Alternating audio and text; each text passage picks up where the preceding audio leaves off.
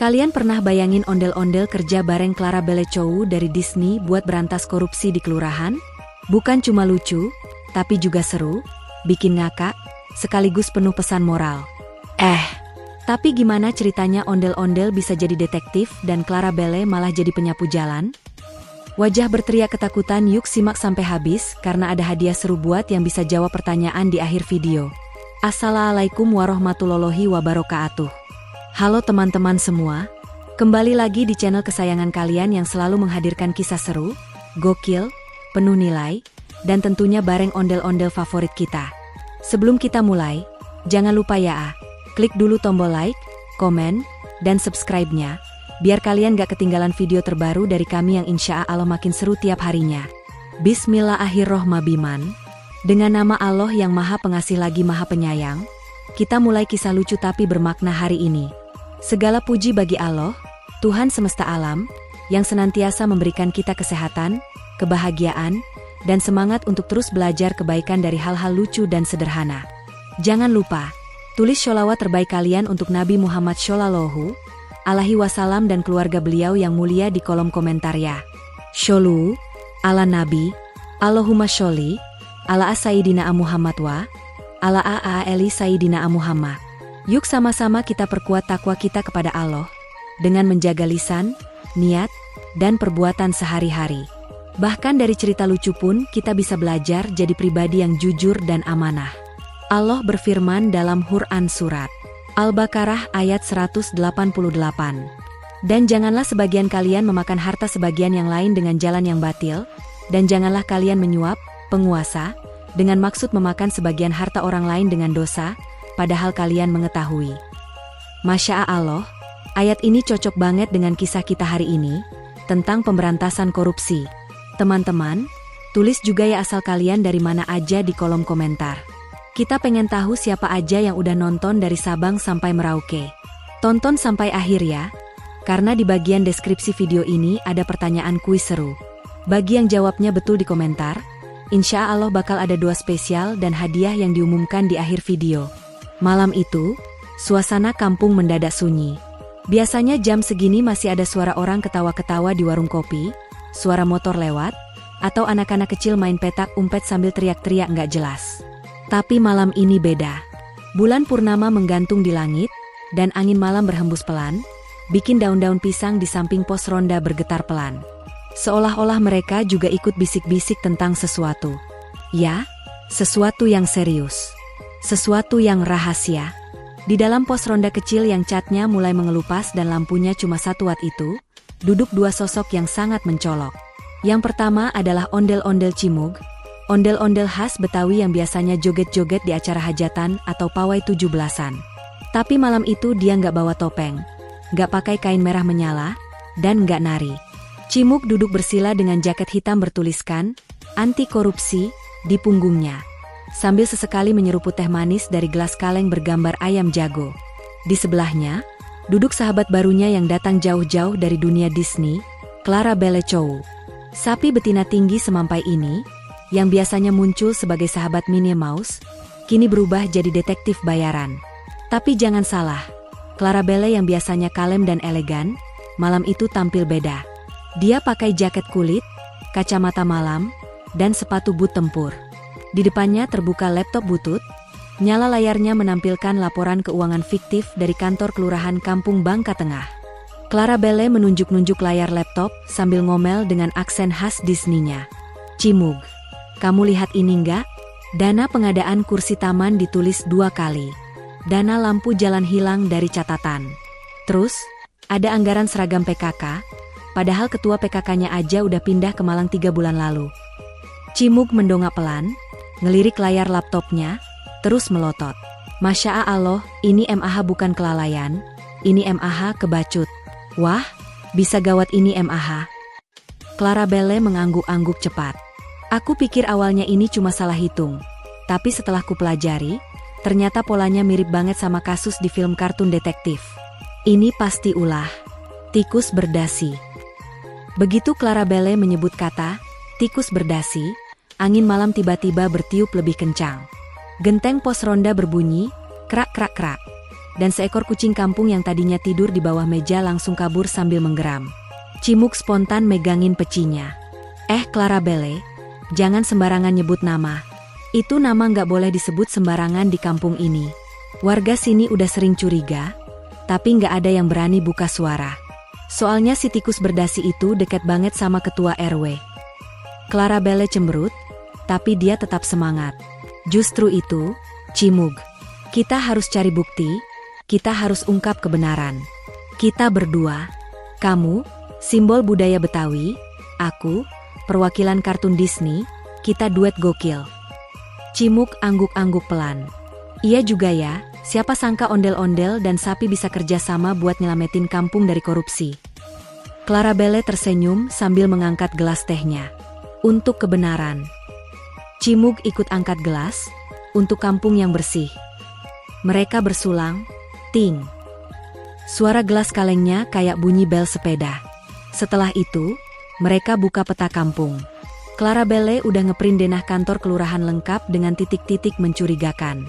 Ada lemari abu-abu yang gak pernah dibuka, laci bendahara yang dikunci 3 gembok, sampai ruang rapat yang katanya sering dipakai buat main catur tapi isinya laptop semua. Cimug nunjuk satu titik di gambar. Nah, ini nih ruangan yang aku curigain.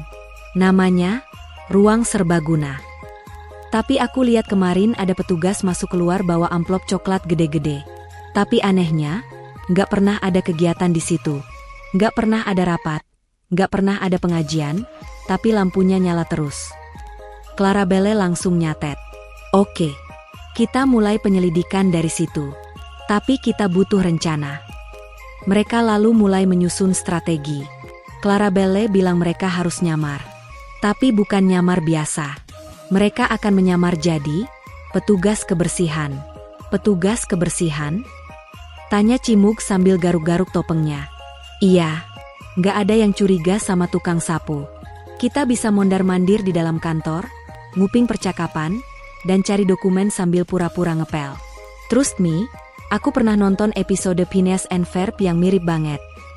Cimug manggut-manggut, meski agak bingung siapa itu Phineas. Ya udah, kita jalanin. Besok pagi, aku bakal nyari seragam kebersihan bekas di lapak Bang Oji. Kamu bisa nyamar. Clarabelle berdiri dan langsung berubah pose. Sapu tangan di kepala, pakai sarung, dan nyeret ember. Siap, bos, katanya sambil tertawa. Malam itu ditutup dengan mereka berdua mengangkat tangan ke langit dan berdoa. Ya Allah, mudahkan kami membongkar kebusukan yang ada. Jadikan usaha kami ini sebagai jalan kebaikan untuk semua warga. Suara jangkrik mengiringi doa mereka. Sementara di kejauhan, seekor tikus berdasi benar-benar sedang mengintip dari balik pohon pisang. Matanya menyipit. Dia tahu, misi besok pagi akan jadi awal dari kekacauan yang belum pernah terjadi sebelumnya di kampung Bangka Tengah. Dan begitulah, dimulainya operasi rahasia ondel-ondel dan Clarabelle Chow dalam misi bersih-bersih kelurahan. Keesokan paginya, suasana kampung Bangka Tengah berubah jadi lebih ramai dari biasanya. Tapi bukan karena ada hajatan atau pasar kaget, melainkan karena 2 sosok baru yang mencuri perhatian warga. Sejak pagi buta, para pedagang sayur dan tukang bubur udah bisik-bisik. Itu siapa ya? Sapi tinggi amat bawa sapu. Sama yang satu, mirip ondel-ondel, tapi kok bawa pel ya? Ya, benar. Clarabelle Chow dan Cimug akhirnya memulai misi penyamaran mereka sebagai petugas kebersihan dadakan. Pagi itu, mereka berjalan santai menuju kantor kelurahan dengan seragam oranye yang udah agak belel. Clarabelle dapat pinjaman dari Dinas Kebersihan Kota, sedangkan Cimug dapat dari Bang Oji, tukang rongsok di ujung gang yang kebetulan punya koleksi rompi oranye bekas petugas taman. Clarabelle tampil luar biasa. Meskipun dia seekor sapi, penampilannya meyakinkan banget. Kacamata hitam besar, topi caping dari bambu, dan sapu lidi panjang di tangan. Dia bahkan menambahkan masker kain warna hijau, biar lebih menyatu dengan lingkungan. Setiap orang yang lewat, dia sapa dengan gaya khas ibu-ibu komplek. Selamat pagi, Pak RT. Wah, sepatunya kinclong banget tuh, pasti disemir ya. Di sebelahnya, Cimug juga nggak kalah totalitas. Ondel-ondel yang biasanya jadi simbol budaya kini, jadi petugas pel tercepat sekampung Bangka Tengah. Dia bawa ember warna biru dan kain pel yang dililit di bahunya kayak tukang bangunan. Tapi yang bikin semua orang ngakak, dia tetap bawa topeng khas ondel-ondel di punggungnya. Katanya buat jaga identitas kalau misinya ketahuan. Mereka berdua jalan masuk ke halaman kantor kelurahan. Semua pegawai yang udah nongkrong di teras langsung menoleh. Ada yang bisik-bisik, itu sapi beneran ya?" Ada juga yang nanya, itu ondel-ondel punya siapa sih? Masuk kantor segala. Tapi karena mereka pakai seragam resmi dan geraknya luwes, gak ada yang curiga macam-macam. Malah, salah satu pegawai nyeletuk, "Wah, akhirnya dinas kebersihan nambah orang juga. SIP lah, halaman jadi bersih."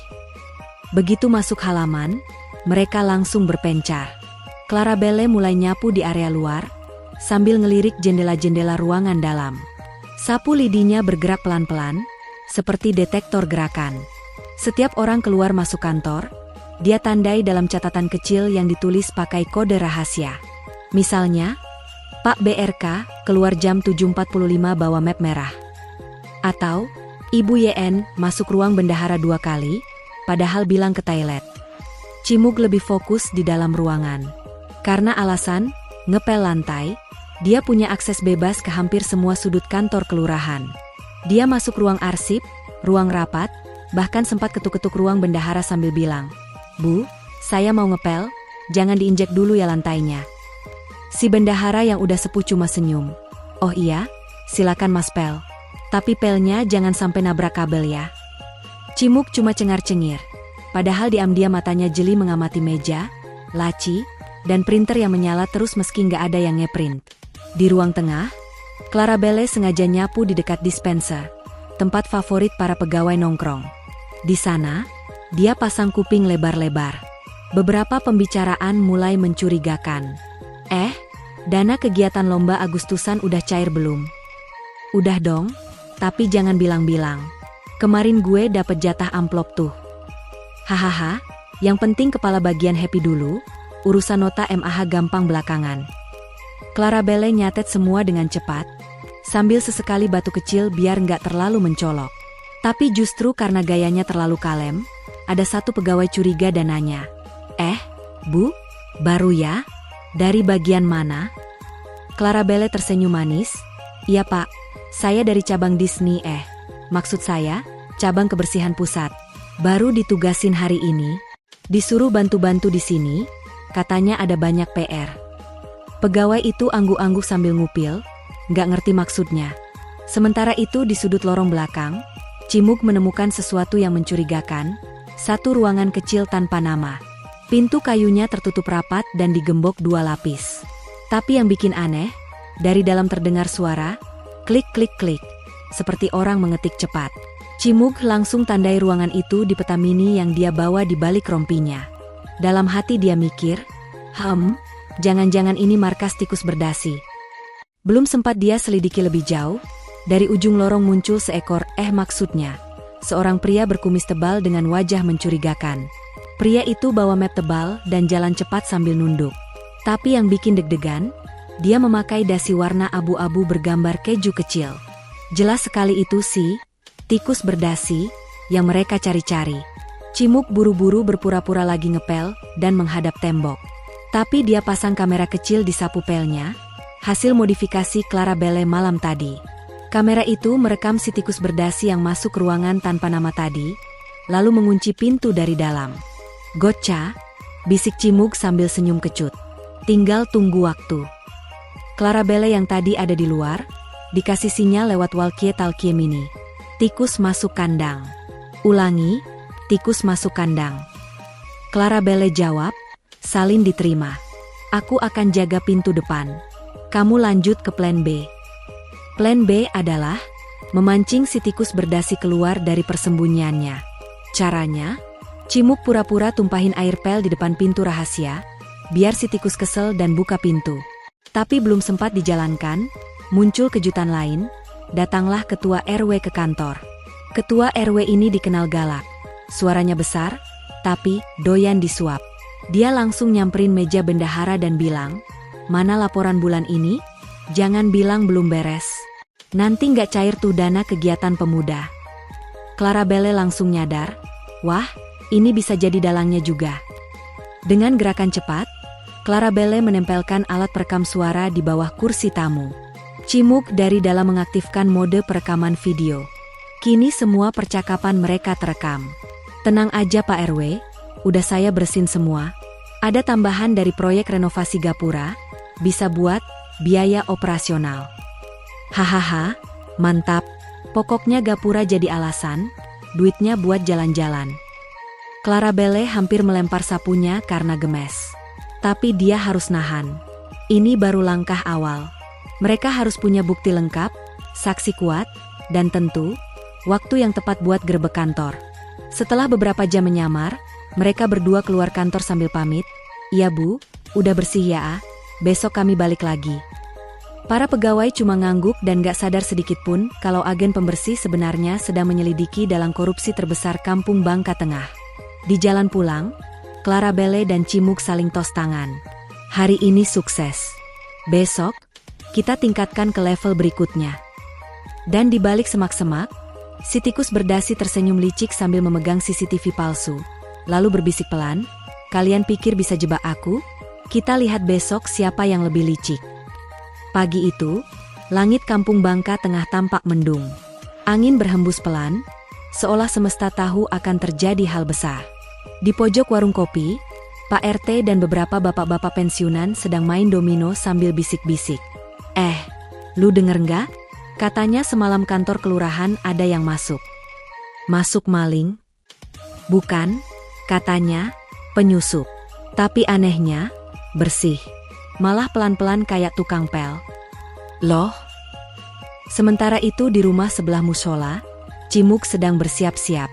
Dia berdiri di depan cermin tua yang digantung di dinding triplek. Sambil menyisir rambut palsunya yang sedikit miring, dia berkata pada dirinya sendiri, hari ini, waktunya kita bongkar semua. Korupsi harus tamat di kampung ini. Di tempat lain, Clarabelle Chow sedang memasang headset kecil sambil latihan dialog di depan cermin. Atas nama rakyat dan keadilan, kamu ditangkap karena menggelapkan dana pembangunan. Ulangnya berulang-ulang dengan penuh semangat. Sapi betina ini benar-benar siap jadi jaksa kocak. Setelah briefing kilat di pos ronda jam 7 pagi, mereka berdua siap bergerak. Aksi kali ini dikasih nama sandi, Operasi Sapu Rakyat. Clarabelle membawa megafon yang dihias bunga-bunga kertas biar nggak terlalu mencolok. Sedangkan Cimuk membawa tas ransel isi alat bukti, sapu pel, dan pentungan rotan warisan kakeknya. Jam 8.15 WIB, mereka melangkah masuk ke kantor kelurahan. Para pegawai mulai berdatangan, beberapa ngelirik heran, beberapa lagi pura-pura nggak lihat. Tapi yang jelas, suasana pagi itu nggak secerah biasanya. Udara terasa tegang. Bau kecurigaan menyebar kayak wangi soto di pagi hari. Begitu tiba di tengah aula kantor kelurahan, Clarabelle langsung naik ke kursi panjang. Dia berdiri tegak, mengambil posisi dramatis ala panggung Broadway. Dengan suara lantang lewat megafon, dia berteriak, "Perhatian semua, mulai saat ini, kantor ini kami segel sementara." Suasana langsung mendadak hening. Seorang ibu pegawai yang lagi ngopi sampai keselek dan batuk-batuk. Seorang pak tua yang biasa duduk di pojok ruangan malah langsung berdiri dan tanya, "Lah, ada syuting sinetron." Tapi Clarabelle nggak main-main. Dia nunjuk-nunjuk ke arah ruang bendahara. "Kami punya bukti penggelapan dana kelurahan oleh oknum yang dikenal sebagai tikus berdasi." Semua mata langsung melirik ke satu sosok yang duduk di balik meja, berkemeja putih dan dasi abu-abu bergambar keju. Ya, si tikus berdasi itu. Dia langsung berdiri dan senyum kaku. Saya? Nggak ngerti maksudnya apa. Saya cuma bendahara biasa." Cimuk langsung melangkah ke depan, mengangkat sebuah amplop coklat besar. "Kami menemukan amplop ini kemarin di laci tersembunyi ruang kerja Anda. Di dalamnya ada kwitansi palsu, nota fiktif, dan daftar nama-nama orang yang diduga menerima uang haram." Pegawai lain mulai bisik-bisik, suasana jadi riuh. Tapi Clarabelle tidak berhenti. "Bukan cuma itu, kami juga punya rekaman suara ketua RW yang meminta bagian dari dana pembangunan gapura, padahal gapuranya belum dibangun." Dari balik tas, Cimug mengeluarkan speaker mini, lalu memutar rekaman. Tenang aja Pak RW, udah saya bersin semua. Ada tambahan dari proyek renovasi gapura, bisa buat biaya operasional. Hahaha, mantap. Pokoknya gapura jadi alasan, duitnya buat jalan-jalan. Suara dalam ruangan langsung heboh. Ketua RW yang baru saja datang langsung pucat. Wah, itu editan. Fitnah. Fitnah, teriaknya. Tapi Cimug melangkah ke depan dengan wajah serius. Walau masih pakai rompi kebersihan. Bapak bisa bilang itu fitnah. Tapi data nggak bisa bohong. Rekaman suara, bukti kwitansi, foto CCTV, CCTV palsu pun bisa jadi bukti, karena kami tahu siapa yang pasang. Dan yang paling penting, warga sudah muak. Tiba-tiba dari luar gedung terdengar suara, warga bergerak. Ternyata Aluh, adik Cimug, yang sejak kemarin sembunyi sambil rekam-rekam, kini memimpin warga bawa poster-poster seperti korupsi musuh kampung. Wakil rakyat jangan jadi wakil tukang nyolong. Kami ingin dana musala kembali. Clarabelle langsung berdiri di tengah aula dan membentangkan spanduk besar bertuliskan, tikus berdasi kena jerat rakyat. Para pegawai yang tadinya diam mulai angkat bicara. Ada yang mengaku dipaksa menandatangani laporan fiktif, ada yang ternyata tahu tapi takut bersuara. Beberapa bahkan menangis haru, karena akhirnya kebenaran mulai terungkap. Si tikus berdasi mulai panik. Dia mundur pelan-pelan ke belakang, mencoba melarikan diri lewat jendela belakang yang biasa dipakai buat ngerokok diam-diam. Tapi belum semeter keluar, tubuhnya nyangkut di jemuran seragam PKK. Tiba-tiba dari atas genteng, muncul Pak Ujang si tukang laundry. Woye, jemuranku kena tikus. Semua orang ngakak, suasana jadi tegang tapi kocak. Tapi jangan salah, proses tetap berlanjut. Cimug mendekat ke arah tikus berdasi yang masih nyangkut dan berkata, Bapak kira bisa terus nyolong dana rakyat tanpa ada yang tahu? Ini bukan sinetron, ini kenyataan. Dan rakyat sudah bangkit. Clarabelle juga menambahkan, kami tidak membawa senjata. Yang kami bawa cuma bukti dan kebenaran. Tapi ingat, kebenaran itu lebih tajam dari pedang. Beberapa pegawai yang sebelumnya diam langsung angkat tangan. Kami siap bantu, asal nama kami jangan dicatat. Warga yang datang juga bersorak, tangkap, tangkap. Tapi Clarabelle menenangkan semua orang. Kita bukan mau main hakim sendiri. Kita proses sesuai hukum. Tapi kampung ini harus bersih. Jangan ada lagi yang nyolong dana lomba Agustusan, dana musala, bahkan dana makan anak yatim. Tiba-tiba, dari kerumunan, muncul Ibu Yati, Ibu RT yang selalu cerewet tapi berhati lembut. Dia maju sambil megang kotak amal yang selama ini dikumpulin buat musala. Kalau emang terbukti nyolong, tolong duit ini dikembalikan. Kita udah capek narik sumbangan tiap Jumat. Kalau ada pejabat yang makan uang ini, saya doain perutnya kembung 3 hari 3 malam. Semua terdiam sejenak. Bahkan Clarabelle sempat terharu. Makasih Bu Yati. Doa ibu lebih tajam dari detektif manapun. Akhirnya si tikus berdasi ditarik pelan-pelan dari jemuran dan dibawa ke ruang balai warga untuk proses berikutnya. Tapi sebelum itu, Cimug sempat bilang, jangan lupa bayar laundry ya. Jemuran Pak Ujang lecek tuh. Dan begitulah, penggerebekan hari itu berjalan sukses. Penuh bukti, penuh drama, dan tentu saja, penuh tawa. Tapi tawa rakyat, bukan tawa koruptor. Setelah penggerebekan kantor bendahara fiktif yang sangat dramatis itu, suasana kampung berubah drastis. Warga yang tadinya pasrah dengan keadaan, mulai semangat kembali. Mereka merasa diperhatikan, dan merasa punya harapan. Tapi perjuangan belum selesai, karena Cimug dan Clarabelle tahu, korupsi bukan hanya soal uang yang digelapkan, tapi juga soal mentalitas, kebiasaan, dan budaya. Mereka pun menggagas sidang terbuka di balai warga.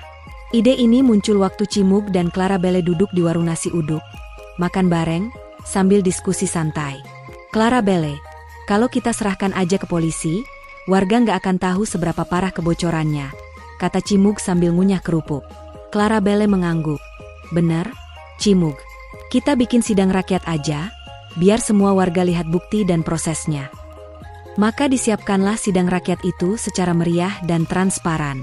Balai warga disulap jadi ruang sidang dadakan. Warga-warga datang berbondong-bondong bawa kursi sendiri, dari bangku plastik, kursi lipat, sampai tikar bekas arisan. Cimug pakai jas hitam bekas pernikahan pamannya, sementara Clarabelle tampil seperti jaksa betulan, lengkap dengan papan presentasi. Di meja panjang yang dibikin dari pintu kayu bekas, dipajang dokumen-dokumen palsu, bukti transfer mencurigakan, serta satu boneka tikus berdasi yang disimbolkan sebagai tersangka utama, tikus berdasi DG alias Dana Gelap. Aluh, ondel-ondel yang jago teknologi, jadi notulen sidang sambil live streaming lewat HP ke grup WhatsApp warga. Saat sidang dimulai, suasana hening. Cimug membuka dengan pembacaan, pernyataan rakyat kampung bebas korupsi, lalu Clarabelle naik ke depan dan mulai menjelaskan alur penggelapan dana. Dana pembangunan saluran air tahun lalu sebesar 80 juta, ternyata hanya dipakai 10 juta. Sisanya, masuk ke rekening pribadi seseorang yang kita sebut, tikus berdasi DG. Warga ramai bergumam. Ada yang mencatat, ada yang melongo, dan ada pula yang spontan teriak. Pantas jalanan masih becek terus tiap musim hujan. Selama presentasi Clarabelle, proyektor tua hasil pinjaman dari sekolah dipakai buat menampilkan bukti scan kwitansi palsu dan grafik pengeluaran anggaran yang tidak wajar. Cimug memegang tongkat kayu buat nunjukin satu persatu. Di tengah sidang, muncullah saksi warga, seperti Pak RT, Bu Yati penjual pecel lele, dan Kang Dodi tukang galon. Mereka bersaksi bahwa mereka diminta tanda tangan untuk kegiatan yang tidak pernah mereka ikuti, atau laporan pembangunan yang sebetulnya fiktif. Sidang ini jadi semacam panggung pembelajaran yang lucu tapi sangat menyentuh. Bahkan ada anak kecil yang nyeletuk polos. Berarti Pak itu bohong ya? Padahal dia suka ngasih saya permen. Saat suasana semakin panas, tikus berdasi DG muncul dengan wajah pucat dan celana kedodoran. Ia diarak oleh warga dengan penuh semangat namun tetap aman. Clarabelle mempersilakan DG bicara. Dengan suara gemetar, ia mengaku telah tergoda karena merasa pengawasan lemah, dan ia pikir tak akan ketahuan. Saya minta maaf. Saya malu, ujarnya. Warga pun tak langsung menghujat. Karena tujuan sidang bukan menghukum, tapi menyadarkan. Cimug lalu berdiri dan menyampaikan pidato. Korupsi bukan cuma soal nyolong uang, tapi soal nyolong masa depan warga. Kalimat ini langsung membuat seluruh balai warga hening dan menunduk. Setelah pengakuan, Clarabelle mengusulkan bahwa sebagai bentuk pertanggungjawaban sosial, tikus berdasi DG harus bekerja sosial membersihkan sungai, memperbaiki saluran air, dan membuat laporan keuangan kampung secara transparan setiap bulan. Warga sepakat, dan bahkan ada yang bilang, kita pantau, tapi jangan dihukum kayak penjahat. Biar dia belajar. Tikus berdasi menerima keputusan ini, bahkan ia minta maaf secara terbuka dan berjanji ingin menebus kesalahan. Selesai sidang, Cimug menyebarkan stiker bertuliskan, kampung ini milik orang jujur, ke setiap rumah. Clarabelle bersama anak-anak kampung melukis mural besar di dinding balai warga yang menggambarkan simbol ondel-ondel, timbangan keadilan, dan karakter tikus berdasi yang berubah jadi petugas kebersihan. Sidang ini tak hanya jadi hiburan edukatif, tapi juga momentum kebangkitan budaya anti korupsi. Seorang nenek sampai menangis, baru kali ini saya merasa warga biasa juga bisa bicara kebenaran. Clarabelle dan Cimug duduk di bawah pohon mangga sambil minum es kelapa muda. Mereka lega, tapi tahu ini baru awal. Besok kita ajak anak-anak buat belajar bikin laporan keuangan ya, kata Clarabelle. Cimug mengangguk sambil menggigit kelapa. Setuju, dan mungkin kita bikin drama kampung tentang korupsi juga, biar makin banyak yang sadar. Dari balik semak, Aluh teriak, dan bikin TikToknya juga. Semua tertawa. Hari itu, kampung mereka bukan cuma bebas dari kebocoran dana, tapi juga bebas dari rasa takut untuk bersuara. Dan sidang rakyat itu pun jadi viral. Banyak kampung lain yang meniru gerakan itu. Bahkan ada undangan dari kecamatan buat Clarabelle dan Cimug jadi pembicara di seminar anti korupsi tingkat desa. Mereka berdua tak menyangka aksi lucu-lucu serius mereka membawa dampak yang luar biasa. Dari sebuah pos ronda kecil, warung nasi uduk, dan semangat ondel-ondel kampung, lahirlah gerakan besar yang menyadarkan semua bahwa jujur itu bukan pilihan, tapi keharusan. Setelah sidang rakyat viral dan diliput oleh media sosial kampung, Kampung tempat tinggal Cimug dan Clarabelle Chow jadi semacam role model kampung anti korupsi. Bahkan, pihak kecamatan sampai datang ke kampung buat belajar langsung dari model pemberdayaan warga yang dilakukan secara kocak tapi berdampak serius ini. Namun seperti biasa, tantangan baru datang lagi. Kali ini, bukan dari dalam kampung, tapi dari luar. Ada semacam oknum elit keliling, sebuah kelompok orang berpakaian necis dan wangi yang hobi belusukan ke kampung cuma buat menyedot anggaran hibah desa dengan cara licik. Kelompok elit ini datang pakai mobil mewah lengkap dengan banner bertuliskan Program Peningkatan Mutu Kampung Ramah Lingkungan Digitalisasi Budaya Tradisional. Nama programnya aja udah bikin warga bingung. Mereka janji bawa dana besar buat bikin kampung ini jadi destinasi budaya digital pertama se-Indonesia. Tapi Cimug dan Clarabelle udah curiga duluan. Kalau niatnya bantu, kenapa presentasinya di Hotel Bintang 4, bukan di balai warga kayak kita? Ujar Clarabelle sambil nunjuk undangan resmi yang dikirim via amplop wangi. Cimug menimpali, dan kenapa tiap proposal harus lewat mereka? Kita bisa kok kelola sendiri. Ini MAH kayak calo berseragam. Clarabelle dan Cimug pun menggelar Operasi Buka-Bukaan Anggaran, Jilid 2. Kali ini melibatkan pemuda kampung, emak-emak, dan bahkan anak-anak SD. Mereka mulai dari pelatihan cara baca laporan keuangan, cara cek legalitas proposal, sampai praktik simulasi, menolak amplop, dengan gaya drama musikal. Adegan yang paling viral adalah waktu Cimug pura-pura jadi pejabat minta fee, lalu ditolak mentah-mentah oleh anak kecil yang bilang, "Kami udah punya mural kejujuran, Om." Sontak video itu meledak di TikTok kampung sebelah. Melihat kampung tak bisa disuap dan makin mandiri, kelompok elit itu panik. Mereka mulai sebar isu bahwa Cimug dan Clarabelle punya agenda politik. Tapi warga udah cerdas. Mereka ngelawan bukan dengan marah-marah, tapi dengan stand-up komedi malam Jumat bertema, korupsi, ketawa sebelum ditangkap. Cimug tampil jadi bapak anggaran goib, pakai dasi dari lakban dan sepatu bolong sebelah. Clarabelle tampil jadi ibu auditor galak, yang kerjanya cuma bilang, "Kwitansi mana kwitansi?" Penonton ngakak, tapi juga sadar betapa pentingnya transparansi. Bahkan ada warga yang mendadak bikin lagu dangdut berjudul "Kwitansi Cinta Yang Hilang" sebagai sindiran buat para oknum. Kampung pun mulai bangun sistem sendiri. Papan laporan anggaran mingguan di pos ronda, QR code buat laporan pembangunan, dan kanal aduan warga lewat grup WhatsApp. Mereka bikin aplikasi sederhana yang bisa menampilkan aliran dana masuk dan keluar. Nama aplikasinya? Jujur Aja. Aplikasi itu dikembangkan bareng Aluh, si ondel-ondel jago it, dan digambari ikon ondel-ondel pegang neraca. Tiap malam warga bisa cek pengeluaran RW sambil makan gorengan di warung. Bahkan emak-emak yang tadinya gaptek, sekarang bisa minta kwitansi digital sambil masak opor.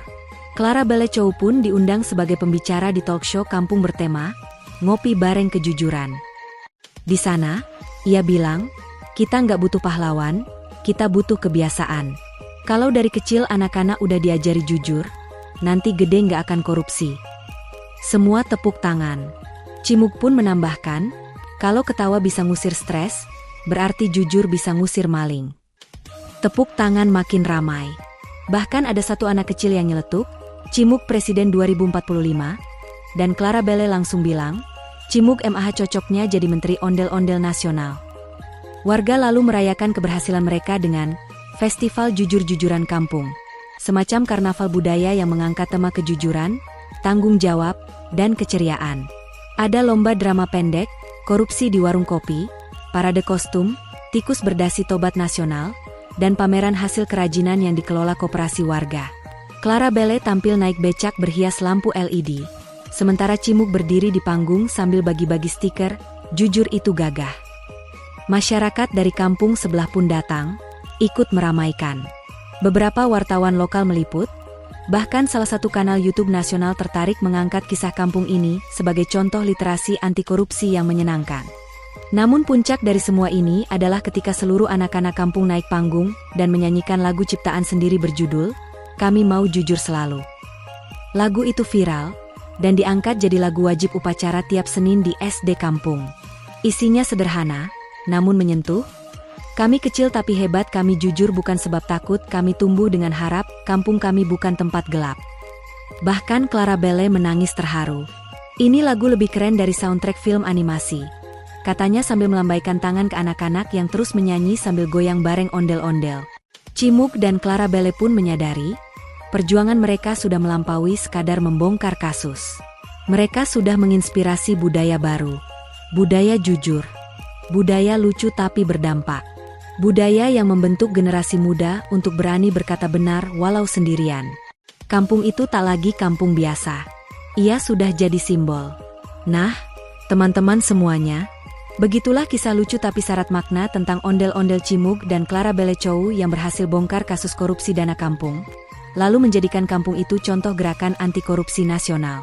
Dengan gaya lucu, nyentrik, tapi serius, mereka membuktikan bahwa kejujuran bisa menular, bisa dibudayakan, dan bisa menyelamatkan masa depan generasi. Kalau kamu suka dengan cerita ini, jangan lupa ya buat like, komen, dan subscribe biar kamu gak ketinggalan kisah-kisah gokil lainnya bareng ondel-ondel Cimuk dan kawan-kawan. Dan seperti biasa, tulis juga di kolom komentar, sholawat terbaikmu asal daerah kamu, biar kita bisa saling doain dan makin akrab sesama penonton setia. Sampai ketemu di cerita seru selanjutnya. Wassalamualaikum warahmatullahi wabarakatuh. Tetap jujur, tetap lucu, tetap semangat. Papan penanda simbol benturan raksasa Jepang sapi diagram batang kilauan.